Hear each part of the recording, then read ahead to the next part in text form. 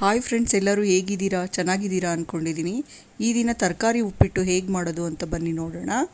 ಒಂದು ಪಾತ್ರೆಗೆ ಒಂದು 4 ಸ್ಪೂನ್ ಎಣ್ಣೆ ಹಾಕಿ ಅದನ್ನು ಬಿಸಿ ಆದಮೇಲೆ ಸಾಸಿವೆ, ಜೀರಿಗೆ, ಉದ್ದಿನಬೇಳೆ, ಕಡಲೆಬೇಳೆ ಹಾಕಬೇಕು. ಕಡಲೆಬೇಳೆ, ಉದ್ದಿನಬೇಳೆ ಚೆನ್ನಾಗಿ ಫ್ರೈ ಮಾಡಬೇಕು.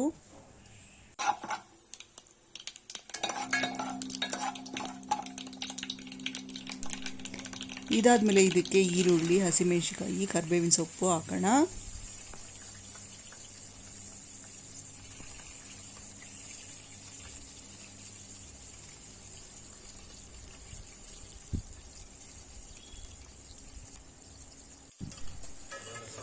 ಇದನ್ನು ಸಹ ಚೆನ್ನಾಗಿ ಫ್ರೈ ಮಾಡೋಣ.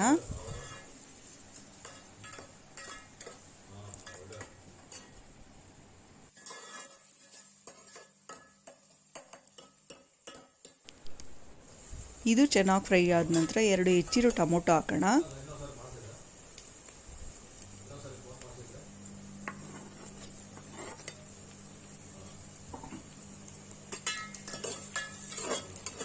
ಈ ಟೊಮೊಟೊನೂ ಸಹ ಚೆನ್ನಾಗಿ ಫ್ರೈ ಮಾಡೋಣ. ಸ್ವಲ್ಪ ಮೆತ್ತಗಾಗಬೇಕು ಟೊಮೊಟೊ.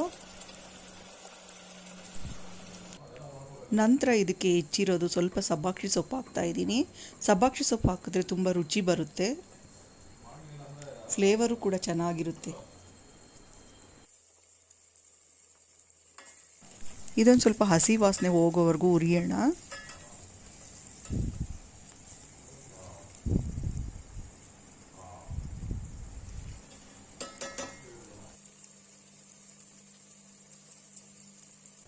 ಆಮೇಲೆ ಹೆಚ್ಚಿರೋ ತರಕಾರಿ ಹಾಕೋಣ. ಬೀನ್ಸು, ಕ್ಯಾರೆಟ್ ತೊಗೊಂಡಿದ್ದೀನಿ ಇಲ್ಲಿ.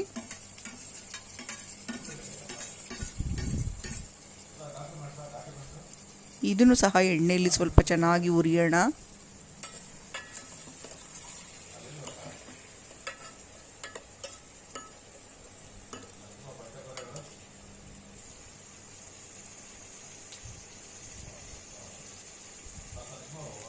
ಸ್ವಲ್ಪ ಬೇಯಕ್ಕೆ ಒಂದು ಸ್ವಲ್ಪ ಉಪ್ಪು ಹಾಕ್ಕೊಂಡಿದ್ದೀನಿ ನಾನಿಲ್ಲಿ.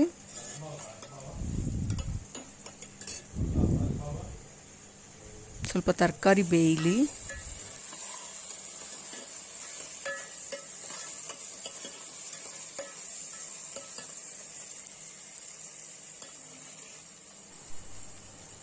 ಎಣ್ಣೆಯಲ್ಲಿ ತರಕಾರಿ ಸ್ವಲ್ಪ ಬೆಂದಿದೆ. ಈಗ ನಾನು 2 ಲೋಟ ಅಷ್ಟು ರವೆ ತೊಗೊಂಡಿದ್ದೀನಿ. ಹಾಗಾಗಿ 4ರಷ್ಟು ನೀರು ಹಾಕ್ತಾಯಿದ್ದೀನಿ.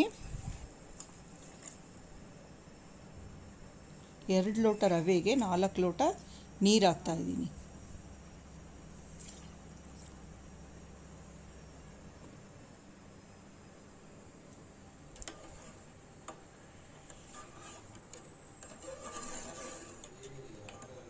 ಮತ್ತು ರುಚಿಗೆ ತಕ್ಕಷ್ಟು ಉಪ್ಪು ಹಾಕೋಣ.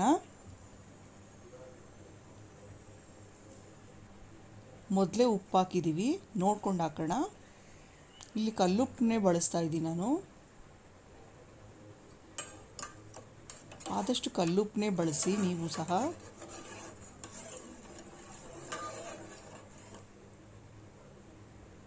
ಇದು ಚೆನ್ನಾಗಿ ಮಿಕ್ಸ್ ಮಾಡಿ ಒಂದು ಮುಚ್ಚಳ ಮುಚ್ಚೋಣ. ನೋಡಿ, ನೀರು ಎಲ್ಲ ಚೆನ್ನಾಗಿ ಕುದೀತಾ ಇದೆ, ತರಕಾರಿನೂ ಸಹ ಬೆಂದಿದೆ. ಈಗ ರವೆ ಹಾಕೋಣ.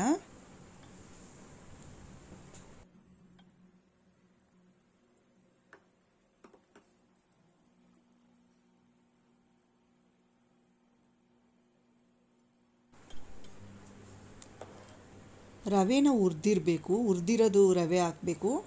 ಹುರಿದಿರೋ ರವೆ ಹಾಕಿದ್ರೆ ಹಸಿ ವಾಸನೆಯೂ ಇರಲ್ಲ, ಉಪ್ಪಿಟ್ಟು ಬಿಡಿಯಾಗುತ್ತೆ.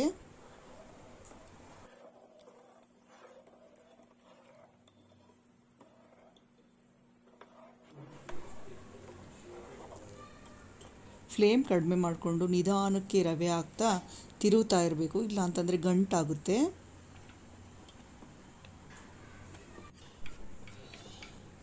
ಇದಕ್ಕೆ ಸ್ವಲ್ಪ ಹೆಚ್ಚಿರೋ ಕೊತ್ತಂಬರಿ ಸೊಪ್ಪು ಹಾಕೋಣ.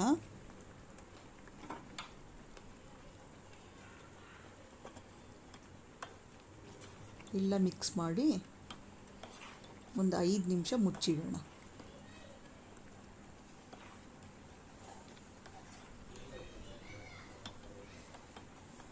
ಚೆನ್ನಾಗಿ ಮಿಕ್ಸ್ ಮಾಡಬೇಕು.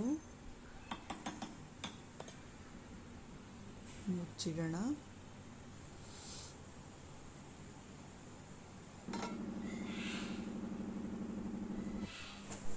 ಐದು ನಿಮಿಷ ಆಗಿದೆ. ಉಪ್ಪಿಟ್ಟು ಆಗಿದೆಯಾ ಇಲ್ವಾ ಅಂತ ನೋಡೋಣ.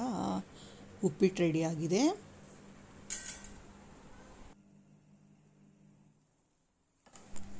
ನೋಡಿ ಎಷ್ಟು ಚೆನ್ನಾಗಾಗಿದೆ ತರಕಾರಿ ಉಪ್ಪಿಟ್ಟು. ಆರೋಗ್ಯಕ್ಕೂ ಸಹ ಇದು ಒಳ್ಳೆಯದು. ನೀವು ಸಹ ಮನೇಲಿ ಮಾಡ್ಕೊಂಡು ತಿನ್ನಿ.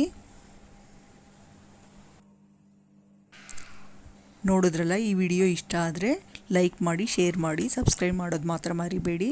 Thank you for watching.